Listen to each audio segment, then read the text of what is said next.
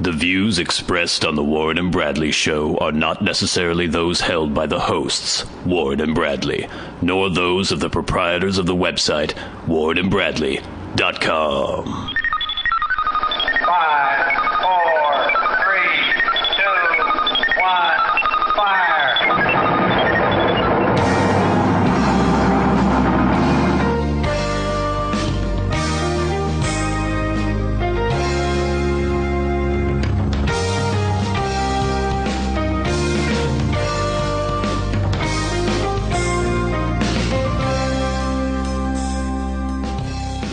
Let's make some magic. It is magic time. Hello and welcome once again to the Warren and Bradley Show. I'm one of your hosts, Bradley Victor. I'm the other host, Warren Van. It is episode 29 of the Warren and Bradley Show. Warren, fresh off another excursion to... Where'd you go this time?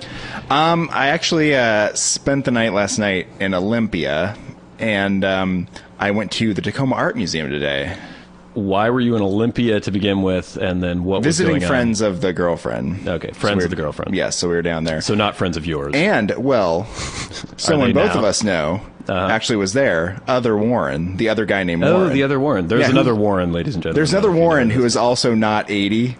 Yeah. And he used to live here in our town, and now he lives in Olympia, and he was actually there. And he's the only other Warren you've ever met who wasn't in his late 50s. An Asian Warren once at a Circuit City. Okay. And we both got really excited about it because he was like in his 20s or something too.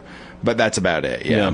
It's not a name that you hear very often nowadays. No, it's not. I'm always pushing to bring it back. I don't know why. You know, all these old names are coming back now. They're trying to, name your child Belinda or something. I don't know if that's true. Ethel, all these things, like right? That, yeah. You'd think that Warren would come back at some point. Yeah. I don't know. It's a fucking weird name. Is it weird? I mean, Warren, the only other uses I've ever seen of Warren, well, Warren G. Harding, of course. Yes. And then I remember in Far Side cartoons, there was always somebody the nerdy, named Warren. weird guy would always be named Warren. Yeah. Like, Warren, stop picking your nose or something. Yeah, because Warren's a funny name. Gary Larson. Actually, I was thinking about, as I was on the road this weekend, for some reason, it occurred to me as I was sitting there in the seat thinking about how odd it is. Did you ever ask your parents why they named you Warren? I did. I asked my mother that years ago, and she claimed that I had been named after Supreme Court Justice Warren Burger. And I was like, oh, that's interesting. Why the hell would they name you after Supreme Court Justice Warren Burger? I don't know. I asked her about it years later. They she were was big like, fans of the judiciary system or something? And then she was like, that's not true. And I was like, well, thanks for telling me that. Apparently they just stumbled upon the name and thought it would be a good name. Because it's weird, because you think it would be like a grandfather or a great uncle that would have it. I don't have any other relatives that have the name either. Well, my middle name is Arthur, which is kind of a weird name nowadays, but that is a family name. There's a reason why they would name me Arthur. And I wouldn't be a proponent of naming a child Arthur as their first name, because then you're called Art. Yeah, it's horrible. Which is not a good name. No. But speaking of art, I did go to the Tacoma Art Museum. Yes, good segue there, Warren. Saw a traveling show about gay art. Now, is this just art that's made by gay people, or is it art that has to be inherently gay? What makes art gay? Well, it's very confusing. I think it was originally a show that was supposed to be at the National Portrait Gallery and the Smithsonian. There was some sort of censorship issue because people were like, this show's pretty gay.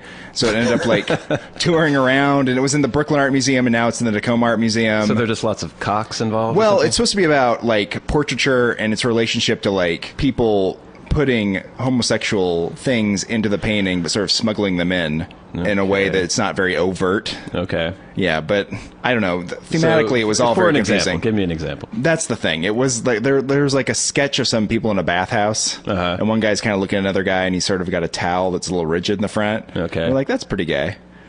And So is this something that you had wanted to see, or no? It was not. The girlfriend is very into art. Yes. And museums. Yes. So she had wanted to see it, and it was the last Sunday it was going to be showing there. So we went down and saw it. And was it worth it? It was fine. So I was wandering around today.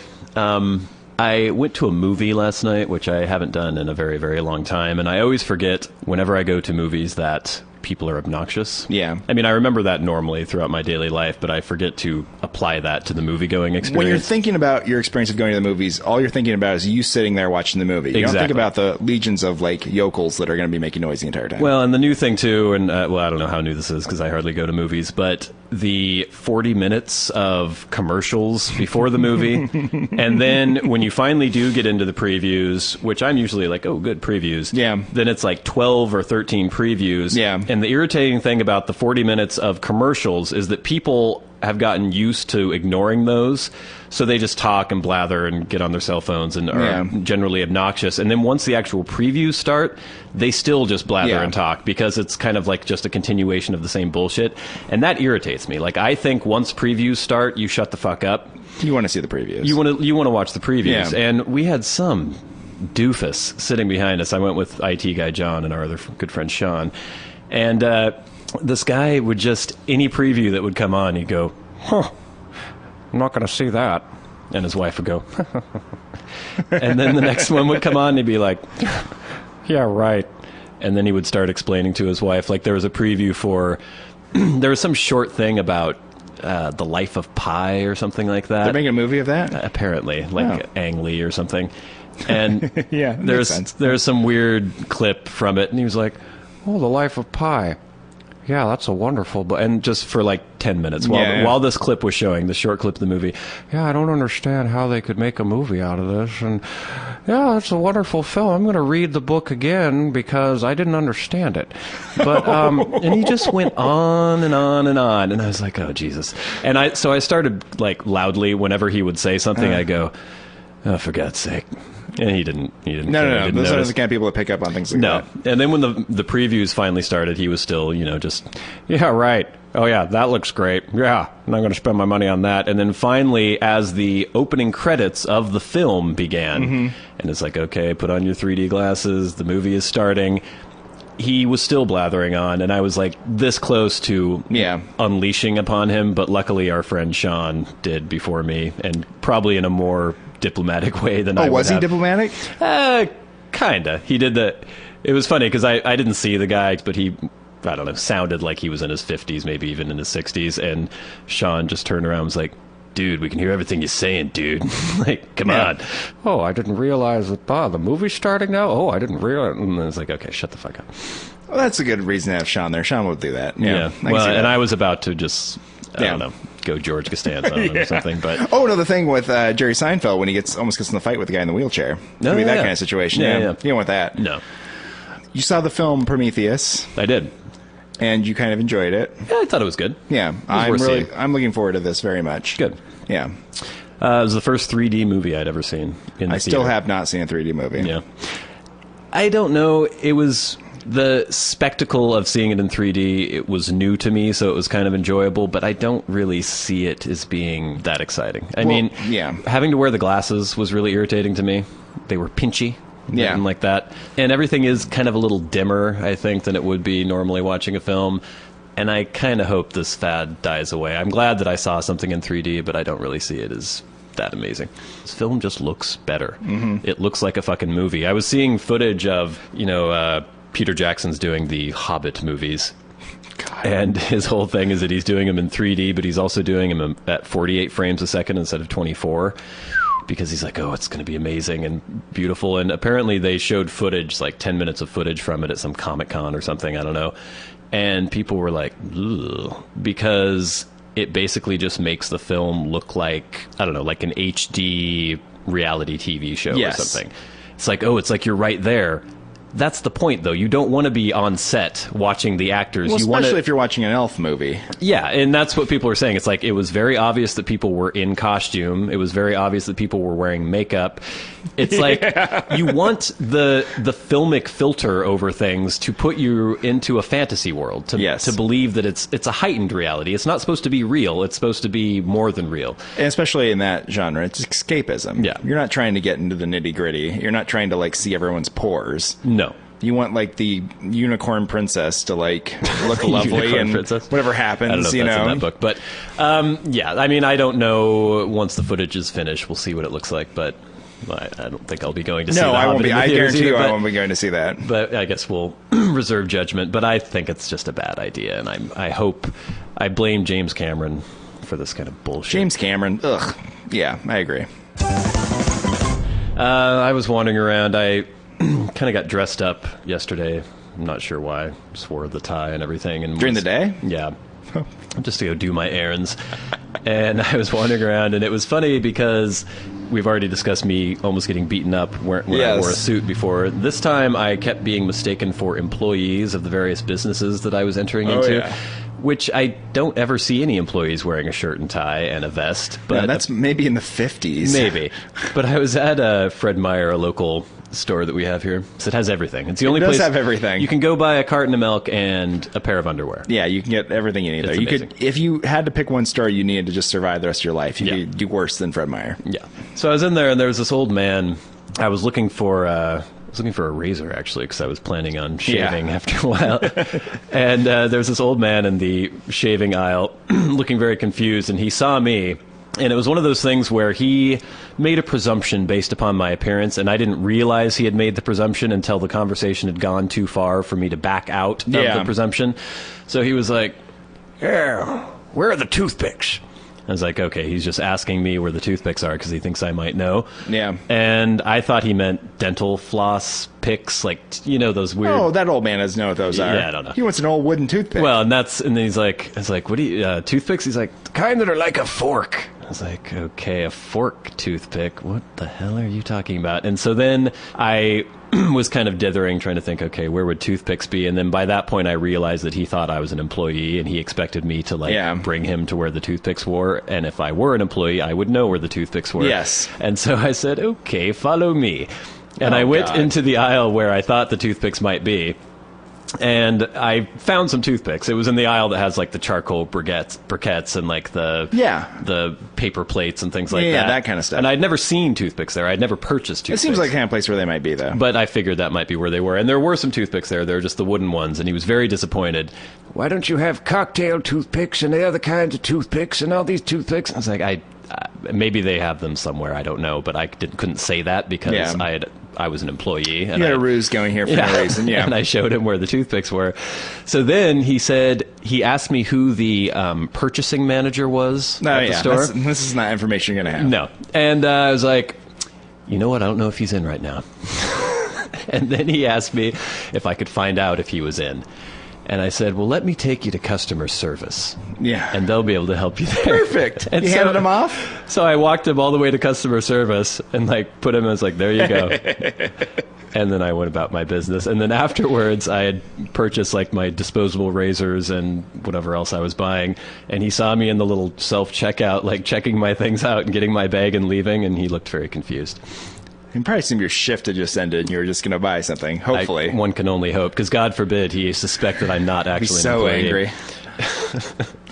I do love the weird urge that I have to play these things out, where I don't know why I care what the old man thinks. Yeah. Maybe it's just to divert myself or something, I don't know. Yeah, it's kind of amusing. It amuses you, it gives you something to do. The Starbucks is closest here. There's a woman that's been there for years. I only go in there occasionally, very rarely. Mm-hmm. An older woman, and she's always like, oh, you. And then she wants to talk about work and stuff, and I'm like, I don't work at Starbucks. Still, the last time I went in there like a week ago to get a Frappuccino, she was like, so what's been going on? And blah, blah, blah, about work. And I was like, I don't work at Starbucks. See, that's just me, though, is if she did that to me, I'd be like, well, you know about Susie. Yeah. She's pregnant. And then I would just go off on this bullshit, and she would have no idea what I was talking about, and then I'd be amused, and even though, I mean, and if the old man had come up and immediately said, do you work here? I would say, no, I don't work here. Yeah. But he got me in the conversation, and then I just went with the fact that he assumed that you did. I had another good experience today, too, just a random stranger encounter. My whole thing of trying to be friendly to people, which I'm still trying to go through with, it's still not really working too well. I had the old man yesterday, and then today I got my coffee at the bakery as usual, and was standing outside on the corner, and this little kid was outside a coffee shop with an ice cream cone and a dog. Oh, and what a quaint scene. Yeah, and he was holding the dog's leash, and at one point he was fiddling around on the ground trying to tie the leash around a pole or something, and the dog just started like, blah, blah, blah, like slavering all over his ice cream cone, and the little kid had no idea this was happening, and so I was like, your dog's eating your ice cream there, buddy, thinking, it'll be nice, have a little interaction here, and the kid's like, Kyle, what are you doing? Stop it, Kyle, stop it! And starts yelling at the dog, whose name was Kyle, apparently. As he's doing this, his mom comes out. She's like, what did Kyle do? Kyle was eating my ice cream. He's like, Kyle! And they all both start berating Kyle, just like yelling and screaming at Kyle. And I realized I never should have opened my fucking No, you shouldn't, because he probably would have got away with it. Kyle would have been fine. Kyle would have been If you hadn't said scot-free. anything, he's probably been doing that for years, right? Just looking at anything that's down by his face. And you blew his whole, like, I know. scene. Yeah, that's This is terrible. I should never speak to anyone ever, basically. No. And no one should ever name their dog Kyle. I love the name Kyle for a dog. If I ever get a dog, it's going to be Kevin or Steve. And then I heard a good rumor about myself this weekend. Oh, good. Which is also bagelery related. I love it when I hear rumors about myself because Yeah. they're usually hilarious. Rumors get going about you. Well, you don't think about people talking about you, Yeah. but they do. And Yeah. even if you're nobody, because you think about us when we just see random people wandering around, we'll be like, hey, and we'll, Yeah, we give them nicknames often. give them nicknames, and then if we see them often enough, you come up with a little backstory. And Yeah. I ran into this guy who works at the bagelery. Don't know him, never spoke to him, but he recognized me as a regular customer. Yes. And so he came up to me and was like, hello there. I'm like, oh, hello. And he introduced himself. He's like, you go into the bagelery a lot. I'm like, yes, I do. And then he started talking about how, at the bagelery, there's over 32 employees and almost all of them are female. And I was like, okay, yes, I've noticed that. He said, they all have their stories about you. I was like, oh, really? And apparently the rumor at the bagelery is that I own my own clothing label. And because he mentioned that too, he's like, oh, you're always so well dressed. I was like, okay, thank you. I do my best. Your own clothing He's like, label. yeah, everyone says that you own your own clothing label and you're really big. I'm like, nope, that's not the case. It's like, really? Because, yeah, they're always talking about like how, yeah, you do deals like you've had to go to New York and stuff like that. And it's like, See, that's just completely made up, completely whole and that cloth. is so detailed too. Yeah, that's the thing where it's like, I can understand if someone like threw that out as an idea, like clothing label, maybe. Yeah. But the idea that it's like, flew to New York for a deal, it's like, that's pretty specific. Well, it's like, okay, you see the guy, maybe I'm dressed a certain way often enough, and you're like, oh, he's well dressed. Maybe he's into fashion design or something like that. And that's where it should stop. People are like, well, maybe he is. But we start getting the to cities take you fly that to. yes, he does have a clothing label. Yes, he's very big, and he was in Milan for Fashion Week. Yeah. So now the truth is so much of a disappointment. Oh God, it's going to like compared to the destroy rumor. that place. They'll have to shut down. So I was like, well, don't ruin the mystique. Let's see where this goes. It's like, okay, definitely. So then no, that's why I dressed up. So then that was on Friday that's a good night. reason to dress up. So then the next day I was going to go to the bakery. So that's where I wore like a tie and everything, and I strut through the door. You feel their eyes on you. Well, I was trying to eye all the employees to see if they were giving me sidelong glances or anything like that. But Oh my God. A little boardwalk, and you live in Bellingham and go to the bagel every day. It's a hotbed of fashion here. If one of them were of an age to date, and then for some reason, did the old waitress trick of putting your number on a bill or something, and then realizing once I pull up in my 93 Volkswagen Passat, like, hey, what's going on? It's like, it's very ironic that he drives this. Yeah. That mistake's never been made about me. So today's show, we don't have a street freak of the week. Wah, wah. I know, I did not have any encounters with homeless people. There was like a tottering dude with a cane who had a 2-liter thing of Coke and a tin of Doritos. Have you ever seen a tin of Doritos? It was like a coffee can of Doritos. That seems really oldie time. No, but it was like brand new. Like a gift? I I don't know. That's weird. I've never seen that before. But anyway, he had one under each arm, and he was like walking around, and I kept stationing myself near him to see if he would say anything to me, but he never did. So that was an opportunity. An opportunity lost. Oh, Doritos sound really good, though. I could go for some of those. Yeah. But we do have a listener feedback.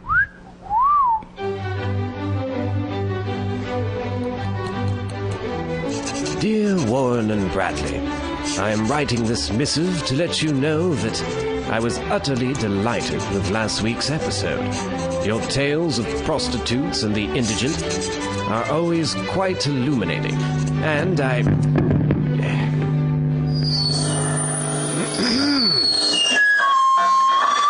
say, could you turn off that racket? Turn it off, I say! What are you doing? Can't you hear myself? Ridiculous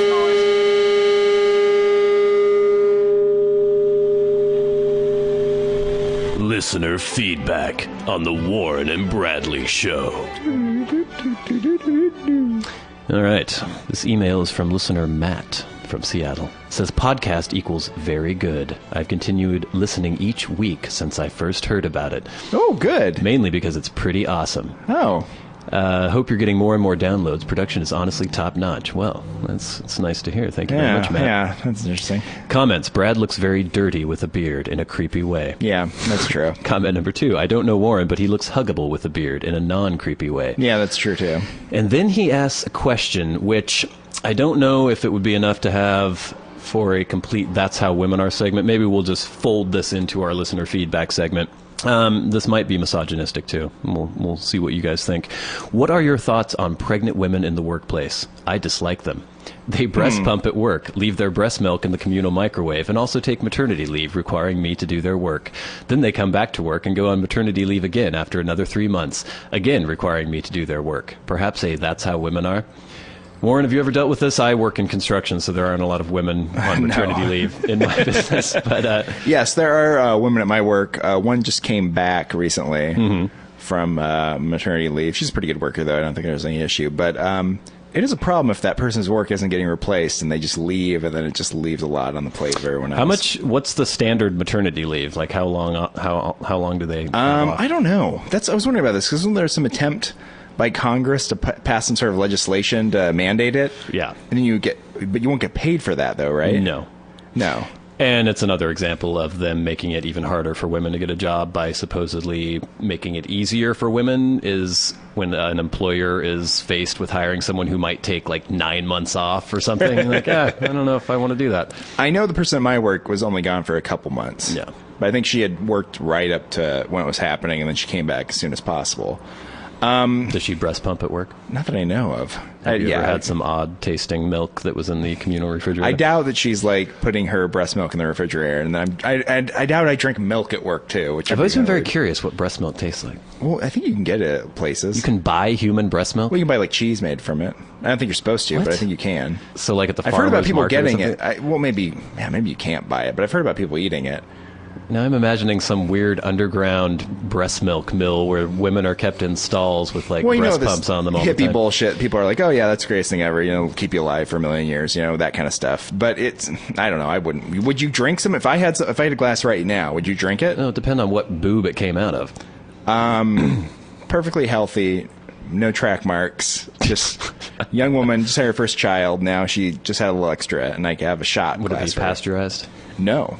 You want to pasteurize the breast milk? I don't know.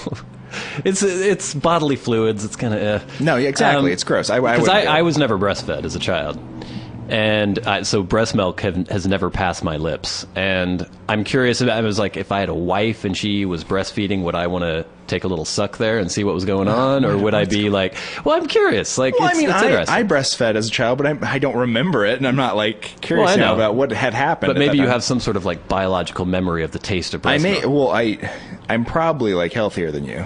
Let's take that. Oh yeah, I got sick constantly as a kid, and they think that was probably because I didn't have the immune system that I would have had if I had Because during the years before our birth, it was very popular not to breastfeed. Yeah, they always went through those weird phases. And then people were like looked down upon like breastfeeding, like which is the most ridiculous thing in the world. Like what? This is what drives me insane about the medical profession and science in general. Is like there was a period where these idiots said, "Well, God damn it, that's horrible. Don't breastfeed. Use this formula." Like, what kind of fool would ever think that? It's sort of like that is really an attack on common sense at that point, right? Yeah. So you think like, I got a system set up here we've worked this out over millions of years. It's like the baby comes out, the baby drinks breast milk, and then the baby like grows up. It's like, we don't need to get around that somehow. But science knows best, people. But yeah, I don't know about like some stranger's breast milk, but maybe if I had a wife. Friend? I don't know. An acquaintance? No, like if I were intimately involved. Okay, if you had a wife and she was giving some of the baby, you might take a little and try it. And then the baby would be starving, and I'd be looking constantly at you, suckling at my wife's teats, and then it would be this horrible thing. The baby gets formula. Brad, you gained a lot of weight since your wife had that baby. Oh, it's supposed to be very rich in nutrients, right? It's all fatty and really. I just imagine myself all kind of like doughy and plump cheeked, like a little bow on your head, wearing a diaper everywhere. Is breast milk even white? I think so, yeah. I think I've seen it before. Okay. It's sort of that yellowish white that milk is sometimes. Yeah. But I mean, haven't you ever seen like pumped breast milk in like a bottle somewhere? I feel like I have. It just looks like milk. I think we're getting off Matt's topic. I'm assuming Matt was being facetious. It's been a long time, but we're having a train break. Oh, good.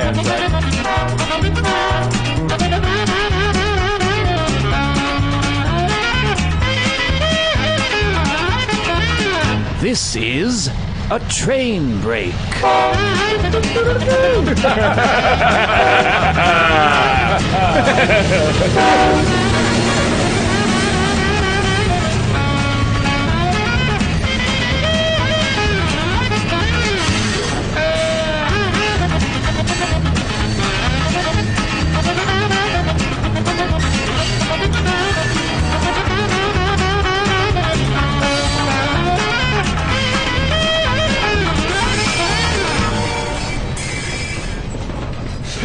Man, it's been a long time since we had a train break. Yeah, that's weird, isn't it? Yeah, I notice. See, we usually record at 2:30ish on a Sunday afternoon. Yeah, that's about right. Maybe for some reason they're just not scheduling them around that time.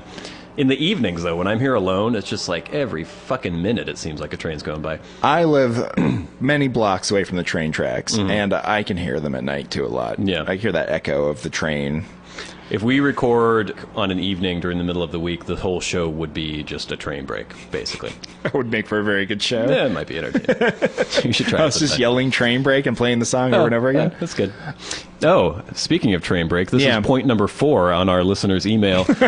Are you aware you have completely stolen your train break from Comedy Death Ray, now Comedy Bang Bang, as they have been doing plane breaks for at least 9 months? I don't know what that is. I have no idea what Comedy Death Ray or Comedy Bang Bang is. 9 months. We started the show, 6 months ago.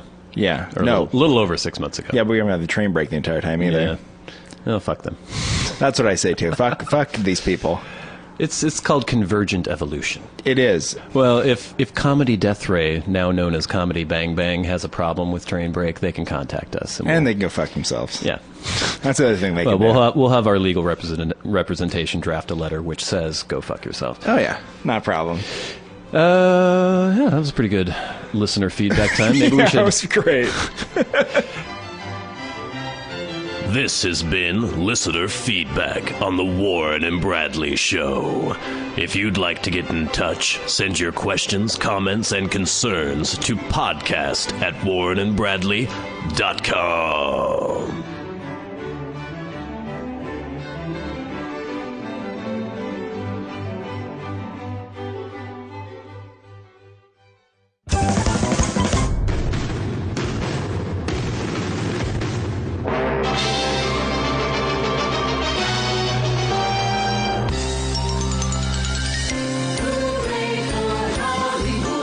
Celebrity Minute on the Warren and Bradley Show.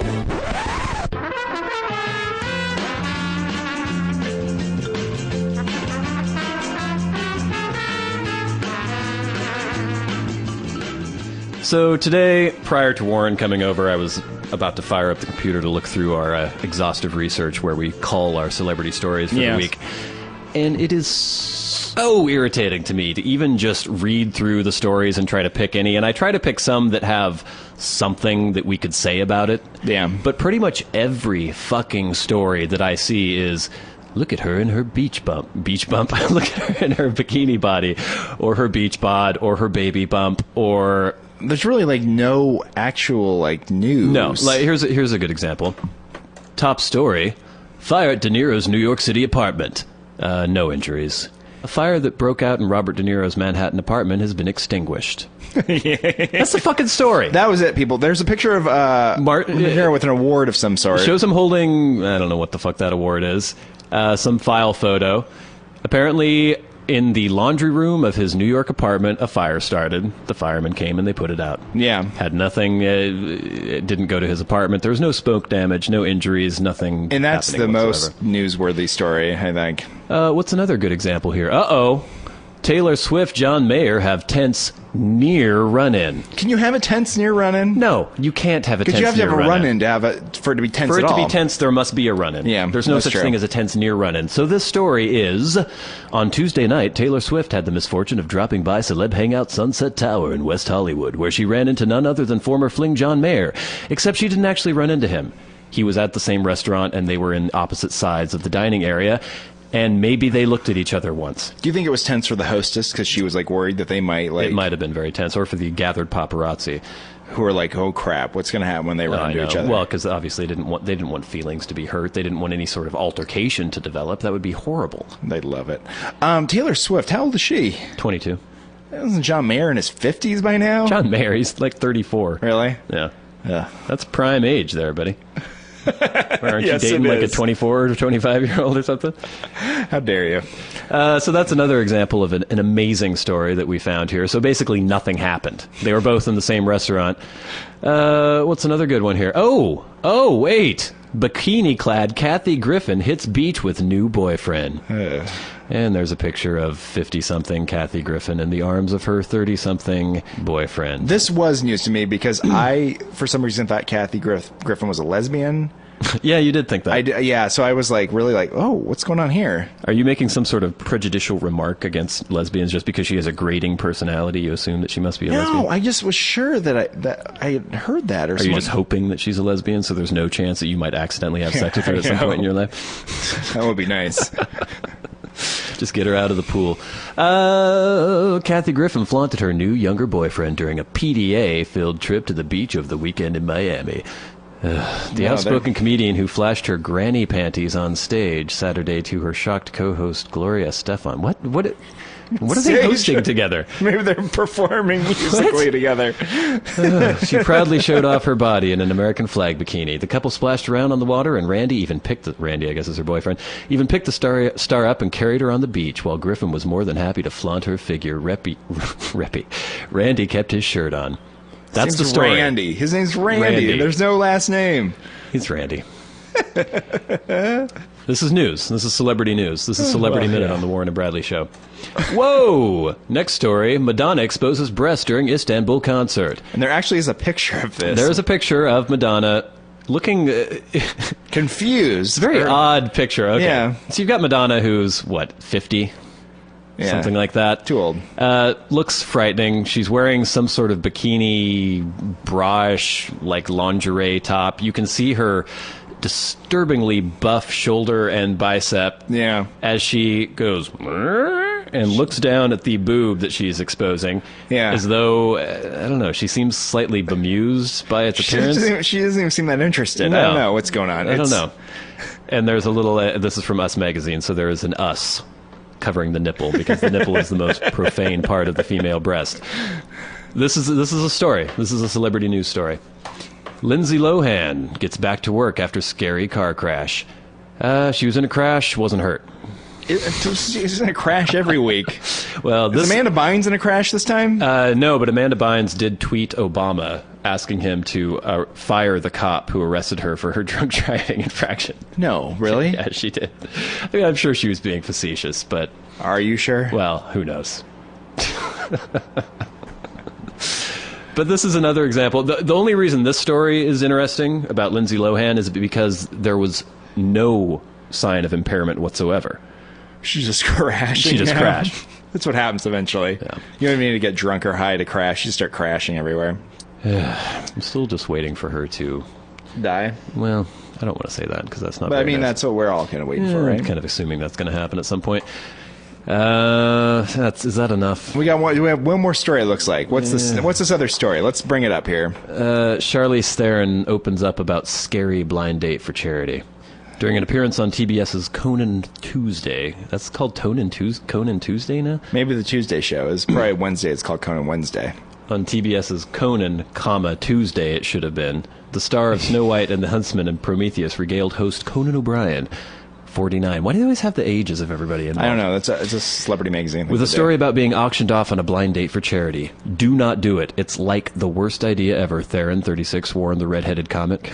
The redheaded comic. It's one of the things where I was like, yeah, I'm a dumb blonde. Who does that? Apparently she went on a It doesn't say what the charity was for, but she went to a restaurant with some dude. He was kind of creepy, and she didn't like it.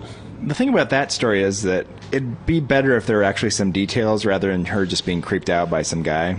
Well, this have we kind of established this pattern for all these stories? There's lately, just nothing going on. Hopefully next week someone will die. So there'll be some sort of altercation or fist fight, maybe a shooting, a fiery car accident, or some actual news. Other than just most of the stories when I'm looking through are somebody steps out in hot low-cut dress, and there's a picture of said celebrity stepping out in hot low-cut dress. Yeah, and it's like the most popular story on the Wonder Wall. Which is not where we get our news. Don't reveal our sources. People will go right to the Wonder Wall rather than listen to the show. Okay, this has been Celebrity Minute on the Warren and Bradley Show. This has been Celebrity Minute on the Warren and Bradley Show.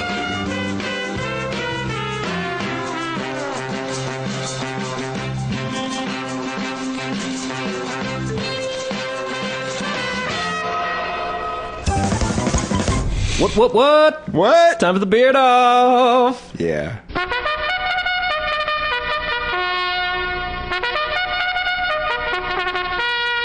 It's a motherfucking beard off, yo! It's the Warren and Bradley Show, Beard Off 2012. Two men enter, only one can emerge victorious, as Warren and Bradley pit one set of whiskers against the other in the ultimate test of follicular fortitude. The rules are simple. No trimming, shaving, pruning, or plucking for one entire month, at the end of which we'll find out who's a man and who's a testosterone-deficient ladyboy.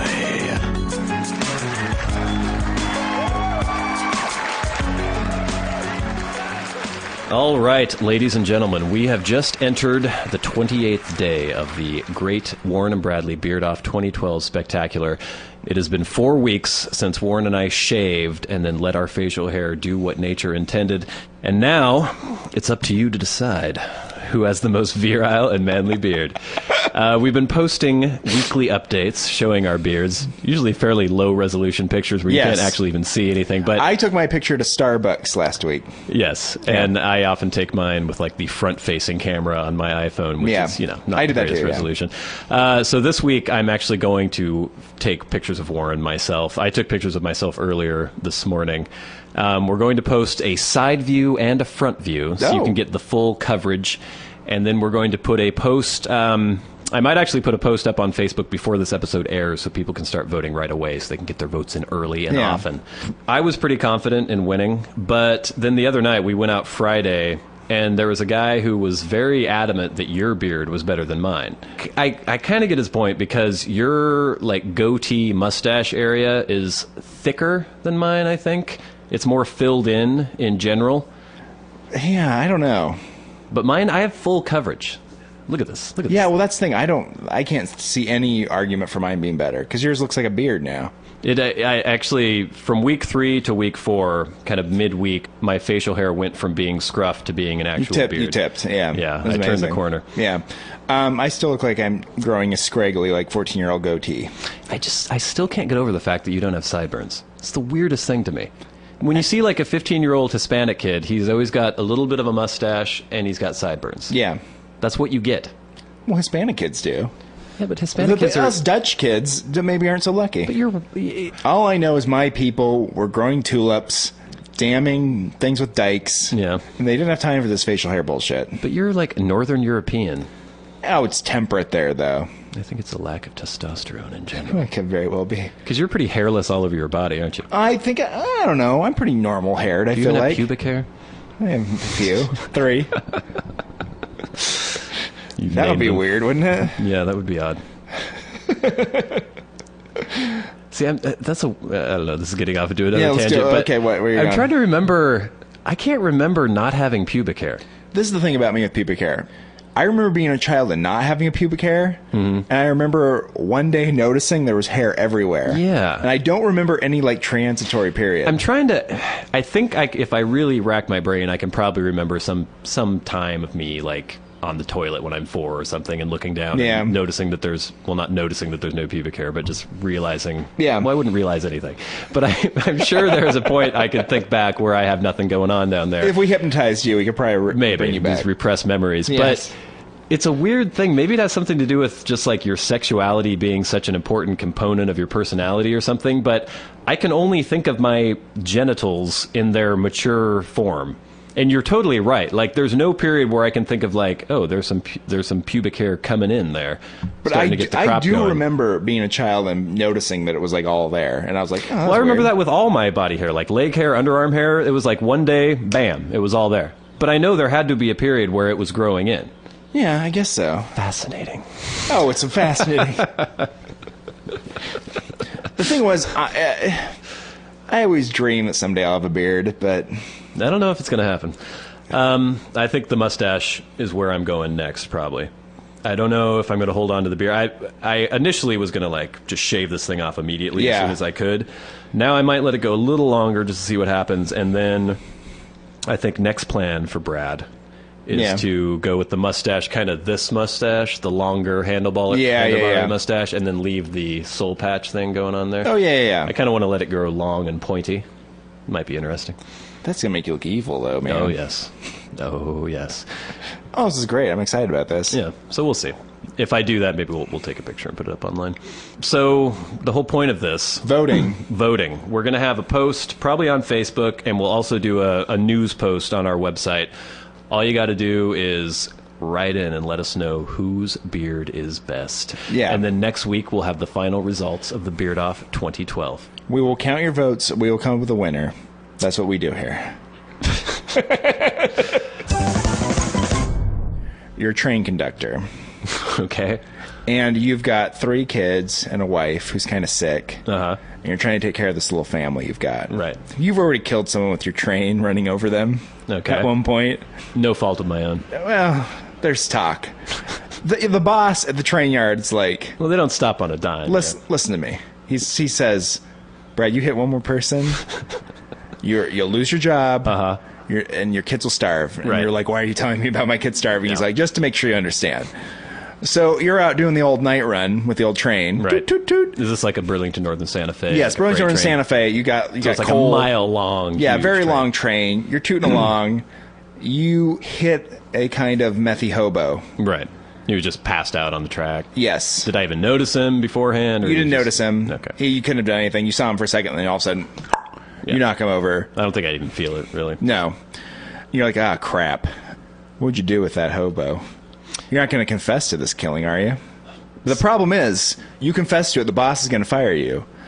But if you bury this hobo corpse, and the police find out about it later, you're going to prison, probably. Probably, because it could be just an unavoidable accident, normally. See, but I don't know if my boss has any grounds to fire me for running over these hobos, because there's hobos on the tracks all the time, and you can't keep stopping the Your train. Your boss says he's sick of it. Maybe it's happened like 9 times at this point. Well, my boss is and the press is getting all over you, and they're all over him. They're like, you got to get rid of this guy. And like really, every time it's an accident. Really, what do you do though? Because you don't see the hobo. No. And the train, it takes forever for the train. They start stopping like a mile before they stop. Yeah. So my boss is being unreasonable. He's being unreasonable, but he's your boss. I run over the hobo. I don't even know if I would know that I ran over the hobo. Did you see? You briefly see his like addled face and then this in the fine light, red mist. Yeah. And so I'd have to start stopping the train. Yeah. And it would take a long time. You have to walk back stop. and find the corpse. Do they still have those cow catchers on the front anymore? No. I don't think they do. No, that's really old timey. Well, they used to have cars like with those too. Yeah. So I wonder if there would be much left, really. How much on the tracks was he? Was he fully on the tracks, or was it just like his head laying onto the tracks? You kind of like clipped his head and like smashed in his face and stuff like that. So I severed the top of his head. Yeah, but it's like there's a lot of body left there on the side. Okay, so basically the head's gone. That's just a pulpy mist. Yes. Maybe I'd have to hose down the engine or whatever. Yeah. You'd probably take out a damn cloth and wipe it down. I wonder what I am carrying. See, because sometimes I've noticed on the trains they have all those big drums of hydrochloric acid. You think you could pull that off? I think I mean, and you could like dissolve his body. Is there anybody else on the train other than the No, it's a conductor? freight train. Oh, maybe the engine fireman or whatever the other guy's name is. He's there. But he's like, Fireman.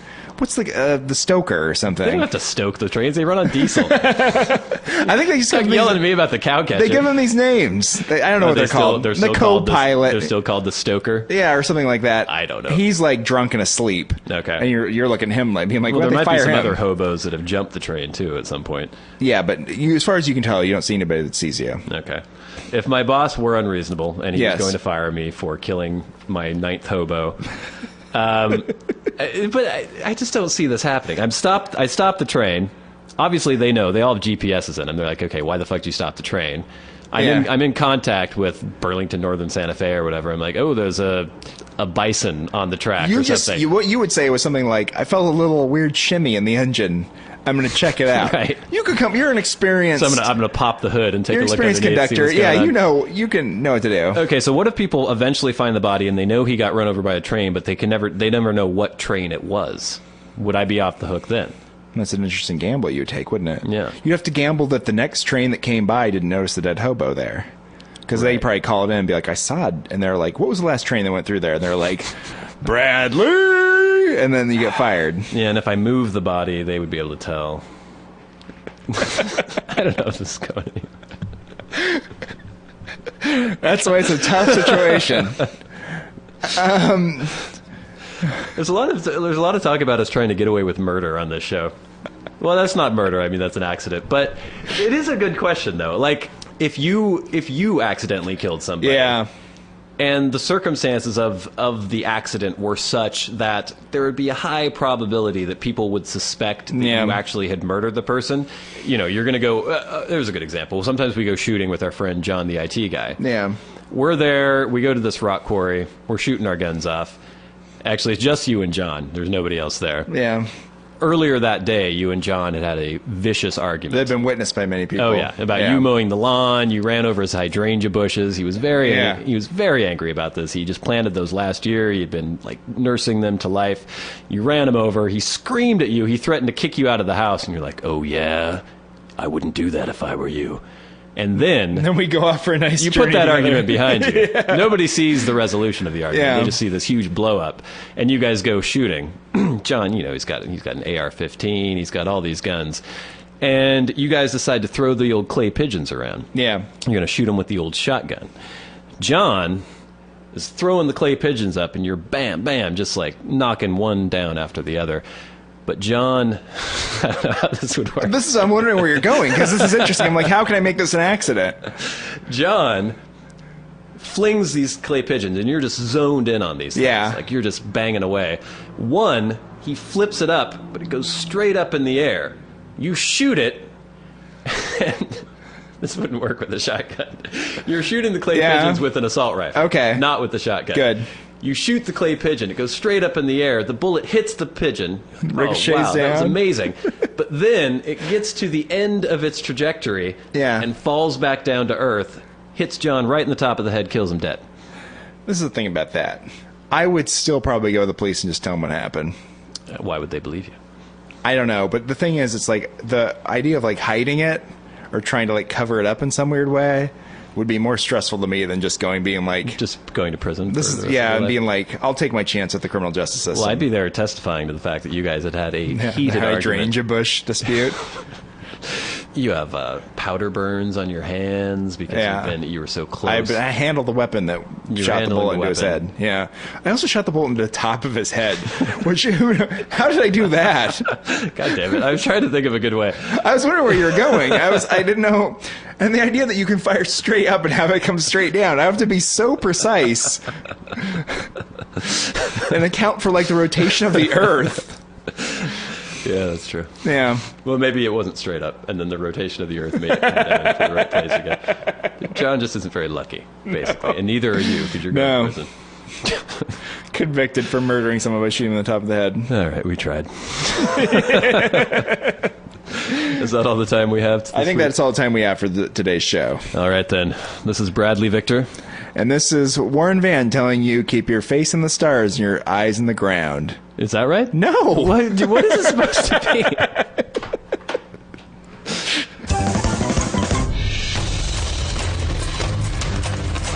This has been the Warren and Bradley Show, brought to you by Warren Van and Bradley Victor. For podcast news and information, like the show on Facebook at facebook.com/Warren and Bradley. Follow the show on Twitter at Warren and Brad. Subscribe on iTunes and leave a review. For episode archives and episode pictures, go to warrenandbradley.com, and to contact the show, write to podcast@warrenandbradley.com.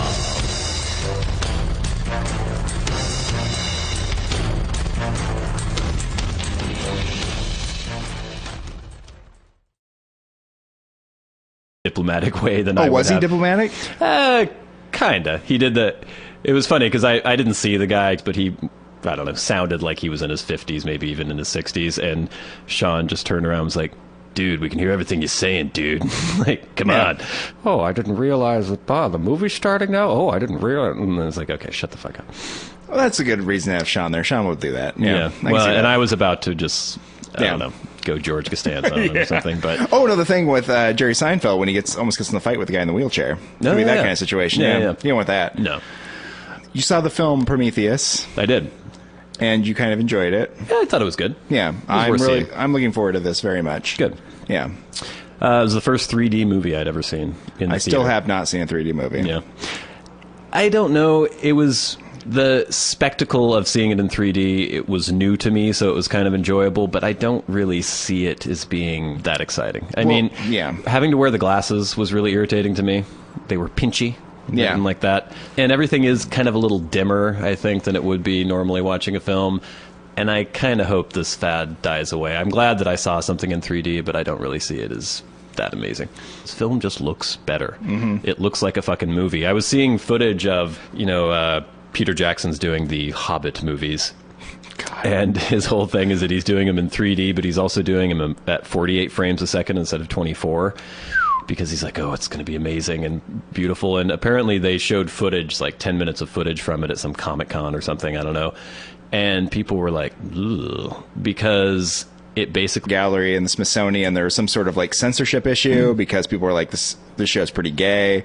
So it ended up like touring around, and it was in the Brooklyn Art Museum, and now it's in the Tacoma Art Museum. So there are just lots of cocks involved? Well, it's supposed to be about like portraiture and its relationship to like people putting homosexual things into the painting, but sort of smuggling them in a way that it's not very overt. Okay. Yeah, but I don't know. Thematically, it was all very confusing. Give me an example. That's the thing. It was like there was like a sketch of some people in a bathhouse, and one guy's kind of looking at another guy, and he's sort of got a towel that's a little rigid in the front. Okay. We're like, that's pretty gay. And Okay. So is this something that you had wanted to see, or no, it was not. The girlfriend is very into art. Yes. And like museums. Yes. So she had wanted to see it, and it was the last Sunday it was going to be showing there. So we went down and saw it. And was it worth it? It was fine. So I was wandering around today. I went to a movie last night, which I haven't done in a very, very long time, and I always forget whenever I go to movies that people are obnoxious. Yeah. I mean, I remember that normally throughout my daily life, but I forget to apply that to the movie-going experience. When you're thinking about your experience of going to the movies, all you're thinking about is you sitting there watching the movie. You don't think about the legions of like yokels that are going to be making noise the entire time. Well, and the new thing too, and I don't know how new this is because I hardly go to movies, but the 40 minutes of commercials before the movie, and then when you finally do get into the previews, which I'm usually like, oh, good previews. Yeah. Then it's like 12 or 13 previews. Yeah. And the irritating thing about the 40 minutes of commercials is that people have gotten used to ignoring those, so they just talk and blather and get on their cell phones and are generally obnoxious. And then once the actual previews start, they still just blather and talk because it's kind of like just a continuation of the same bullshit. And that irritates me. Like, I think once previews start, you shut the fuck up. You want to see the previews. You want to watch the previews. Yeah. And we had some doofus sitting behind us. I went with IT guy John and our other good friend Sean. And this guy would just, any preview that would come on, he'd go, huh, I'm not going to see that. And his wife would go, and then the next one would come on and he'd be like, yeah, right. And then he would start explaining to his wife, like there was a preview for, there was some short thing about the life of Pi or something like that. They're making a movie of that? Apparently, like Ang Lee or something. And yeah, there's some weird clip from it, and he was like, Oh, The Life of Pi. Yeah, that's a wonderful book. And just for like 10 minutes Yeah. while this clip was showing, the short clip of the movie. Yeah, I don't understand how they could make a movie out of this. And yeah, it's a wonderful film. I'm going to read the book again because I didn't understand it. But, and he just went on and on and on. And I was like, oh, Jesus. And so I started like loudly whenever he would say something, I go, oh, for God's sake.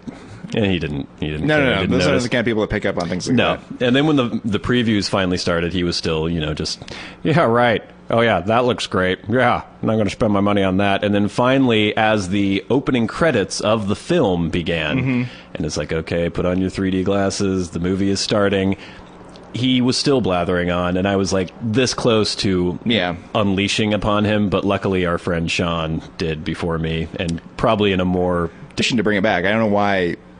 all these old names are coming back. Now. They're trying to, name your child Belinda or something. I don't know if that's true. Ethel, all these things, like right? That, yeah. You'd think that Warren would come back at some point.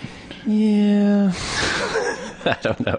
It's a fucking weird name. Is it weird? I mean, Warren, the only other uses I've ever seen of Warren, well, Warren G. Harding, of course. Yes. And then I remember in Far Side cartoons, there was always somebody the nerdy, named Warren. weird guy would always be named Warren. Yeah. Like, Warren, stop picking your nose or something. Yeah, because Warren's a funny name. Gary Larson name. was Actually, like, I was thinking about, as I was on the road this weekend, for some reason, it occurred to me as I was sitting there in the seat thinking about how odd it is. Did you ever ask your parents why they named you Warren? I did. I asked my mother that years ago, and she claimed that I had been named after Supreme Court Justice Warren Burger. And I was like, oh, that's interesting. Why the hell would they name you after Supreme Court Justice Warren Burger? I don't know. I asked her about it years later. They she were was big like, fans of the judiciary system or something? And then she was like, that's not true. And I was like, well, thanks for telling me that. Apparently they just stumbled upon the name and thought it would be a good name. Because it's weird, because you think it would be like a grandfather or a great uncle that would have it. I don't have any other relatives that have the name either. Well, my middle name is Arthur, Yes. which is kind of a weird name nowadays, but that is a family name. There's a reason why they would name me Arthur. And I wouldn't be a proponent of naming a child Arthur as their first name, because then you're called Art. Yeah, it's horrible. Which is not a good name. No. But speaking of art, I did go to the Tacoma Art Museum. Good segue there, one. Saw a traveling show about gay art. Now, is this just art that's made by gay people, or is it art that has to be inherently gay? Like, what makes art gay? Well, it's very confusing. I think it was originally a show that was supposed to be at the National Portrait. The views expressed on the Warren and Bradley Show are not necessarily those held by the hosts, Warren and Bradley, nor those of the proprietors of the website, warrenandbradley.com. 5, 4, 3, 2, 1, fire!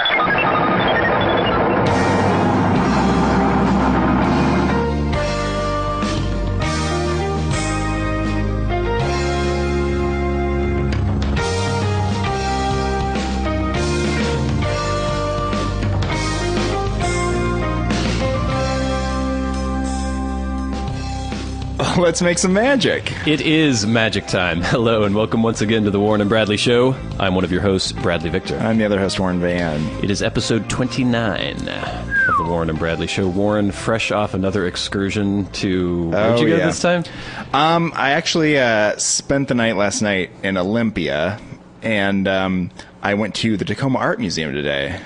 Why were you in Olympia to begin with, and then what was going on? Visiting friends of the girlfriend. Okay, friends of the girlfriend. Yes, so we were down there. So not friends of yours. And, well, someone both now? of us know actually was there, other Warren, the other guy named Warren. Oh, the other Warren. There's another Warren, ladies and gentlemen. There's another Warren who is also not 80. Yeah. And he used to live here in our town, and now he lives in Olympia, and he was actually there. And he's the only other Warren you've ever met who wasn't in his late 50s. An Asian Warren once at a Circuit City. Okay. And we both got really excited about it because he was like in his 20s or something too. But that's about it, yeah.